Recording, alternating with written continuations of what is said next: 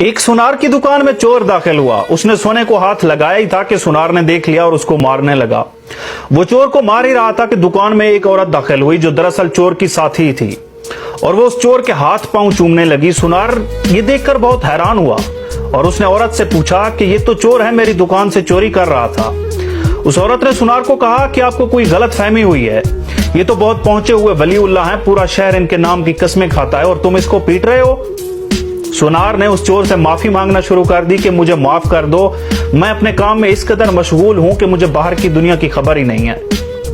उस चोर ने कहा कि कोई बात नहीं, इंसान खता का पुतला होता है, ये लो मेरा करिश्माती रुमाल अपने चेहरे पर फेरो, खुदा तुम्हें माफ कर देगा। सुनार बेचारा ने रुमाल अपने मुंह पर फेरा तो वहीं बेहोश हो गया और वो चोर और वो औरत दोनों सुनार की दुकान खाली करके चले गए। इस वाकया को 4 साल गुजर चुके थे। सुनार अपना नुकसान भूल चुका था कि एक दिन कुछ वर्दी में मलबूस एहलकार उस चोर को पकड़कर सुनार के पास ले आए। सुनार ने उस चोर को फौरन पहचान लिया। वर्दी वालों ने कहा कि हमने तुम्हारे चोर को पकड़ लिया है, अब हमें बताओ इसने तुझे कैसे लूटा था। सुनार बताने लगा कि इसने ऐसे ऐसे लूटा था, रुमाल दिया था जो मैंने मुंह पर लगाया था, मैं बेहोश हो गया था और ये मुझे लूट कर चले गए थे।